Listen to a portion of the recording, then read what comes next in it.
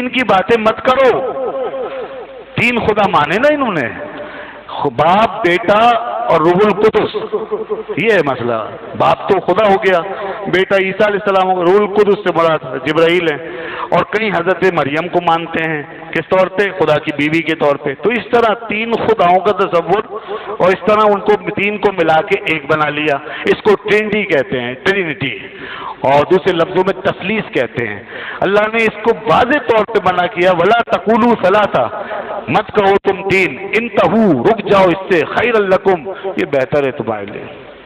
اور دوسری جگہ صاف حکم فرما دیا قرآن نے، اور فتویٰ ارشاد فرما دیا اللہ نے، لقد کفر الذین قالوا ان اللہ ثالث ثلاثہ، تحقیق وہ کافر ہوئے جنہوں نے یہ کہا کہ اللہ تین میں سے تیسرا ہے. تو اس عقیدے کے ساتھ کوئی اہل کتاب مومن نہیں ہو سکتا. بعض پروفیسر گمراہ ہو گئے ہمارے اندر، جو اپنے علمی نظام میں اتنے آگے چلے گئے کہ وہ یہ سمجھتے ہیں کہ یہود و نصارہ کے اندر بھی مومن ہوتے ہیں. یہود و نصارہ میں مومن نہیں ہو سکتے. اگر وہ اس عقیدے پر قائم ہیں تو مومن نہیں ہو سکتے، اور سب کا عقیدہ یہی ہے. اور اب اس وقت مومن وہی ہو سکتا ہے جو اسلام میں داخل ہوگا. یہ بات طے ہے. اس وقت جب اسلام آ رہا تھا دنیا میں اور لوگوں تک دعوت نہیں پہنچی تھی، اس وقت قرآن نے بعض لوگوں کی نشاندہی کی ہے کہ اہل کتاب میں کچھ لوگ مومن ہیں. وہ راتوں کو کھڑے ہو کے اللہ کی آیتیں پڑھتے ہیں، ان کے کردار کی تعریف کی ہے. وہ بھی ٹرینٹی کے قائل نہیں تھے، ایک اللہ وحدہ لا شریک کے قائل تھے. وہ اپنے صحیح عقیدے پر تھے، ان کو فرمایا گیا ہے. اور آج کچھ پروفیسروں کو یہ اصل میں شبہ لگ گیا کہ یہ آج تک کے عیسائیوں یہودیوں کے لیے ہے کہ آج بھی ان کے اندر مومن ہیں اور وہ صحیح ہیں. اور کچھ اب ٹی وی پر بھی اس طرح کے تبصرے ہوتے ہیں کہ ہر قوم میں اچھے لوگ ہوتے ہیں، بخشے جائیں گے، جنت میں جا سکتے ہیں وغیرہ. یہ سب گمراہی کی باتیں ہیں. صاف فرمایا اللہ نے، لقد کفر الذین قالوا ان اللہ ثالث ثلاثہ، جو یہ کہتا ہے کہ اللہ تین میں سے تیسرا ہے، اس نے کفر کیا. اور اللہ نے تمام اہل کتاب کے بارے میں صاف فرما دیا کہ یہ کفر کرتے ہیں، یہ کافر ہیں. تو یہ ان کا کفر تھا. آگے اللہ نے فرمایا انما اللہ الہ واحد، سوائے اس کے نہیں کہ اللہ ایک ہی ہے.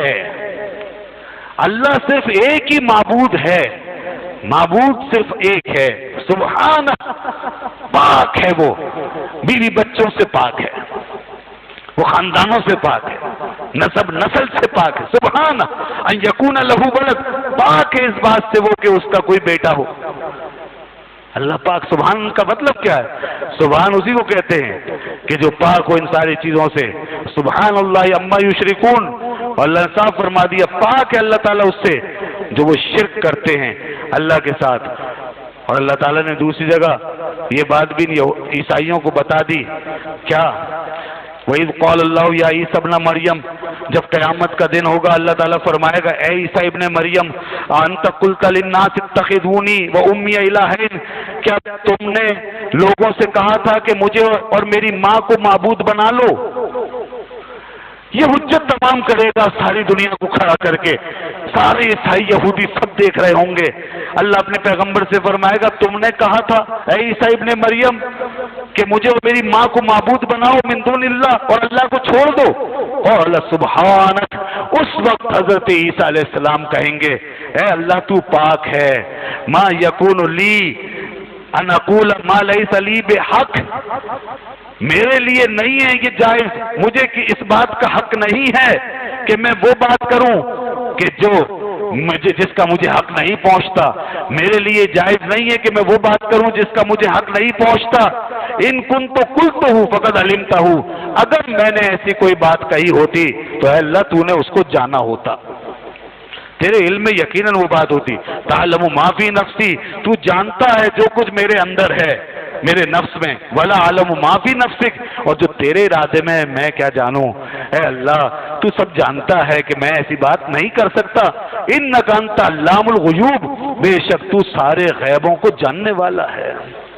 یہ حجت تمام ہوگی دنیا کے سامنے.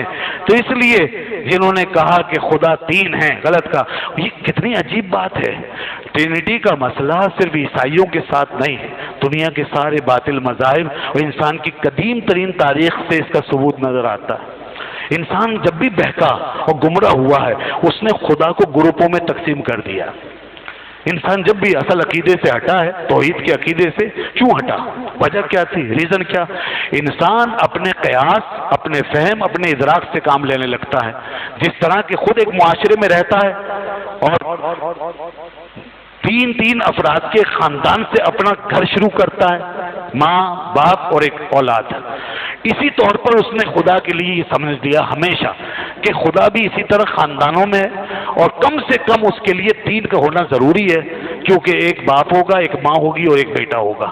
اس طرح انہوں نے 3 خدا ضرور بنائے ہیں اپنے خاندانی نظام پہ قیاس کرتے ہوئے. چنانچہ عیسائیوں کے اس عقیدے کو تو تثلیث کہتے ہیں، اور ہندوؤں میں جو 3 خداؤں کا تصور ہے وہ تریمورتی کہلاتا ہے. تریمورتی کے اندر انہوں نے وشنو، شیو اور شیوا، برہما، وشنو اور شیو، برہما، وشنو اور شیو، یہ 3 خدا ہیں جو ہندوؤں نے اختیار کیے ہیں.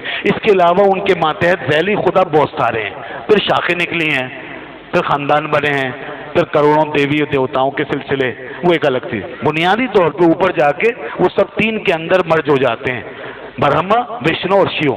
اسی طریقے سے سومیری ایک قدیم تہذیب ہے عراقیوں کی، اس کے اندر بھی 3 خداؤں کا تصور آتا ہے. انہوں نے خدا مثال کے طور انا، انلل اور انکی، اس طرح انہوں نے 3 خداؤں کو فرض کیا ہوا تھا. وہ بھی 3 خداؤں کی پوجا کرتے تھے. اسی طریقے سے بابل کی تثلیث کے اندر بھی 3 خداؤں کا ذکر ملتا ہے.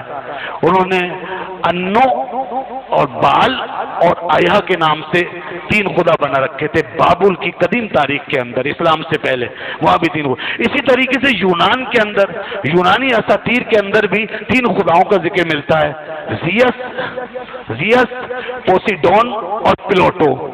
یہ سب دیکھیے آپ دنیا کی تاریخ تو یہ ثلاثہ 3 خداؤں کے ساتھ چلی آ رہی ہے.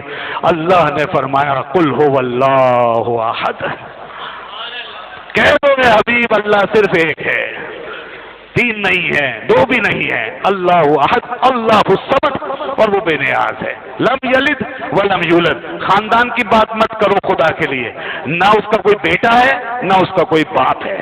یہ سورہ اخلاص پوری دنیا کی تاریخ کو سامنے رکھ کر سب کو یہ حقیقت بتا رہی ہے کہ تم نے جو کچھ سمجھا خدا کے بارے میں غلط سمجھا، اور جو کچھ محمد مصطفیٰ نے کہا ہے اور جو ہم نے ان سے کہلوایا وہی برحق ہے. یہی توحید ہے. وَلَمْ يَكُنْ لَهُ كُفُوًا أَحَدٌ. تو یہ بات بار بار قرآن بیان کرتا ہے، خدا ایک ہے، وحدہ لا شریک ہے. اس عقیدے پہ اگر آج کوئی کھڑا ہے تو صرف مسلمان کھڑا ہے. اسی کا کلمہ ہے لا الہ الا اللہ محمد الرسول اللہ. وآخر دعوانا الحمدللہ رب العالمین. الحمدللہ.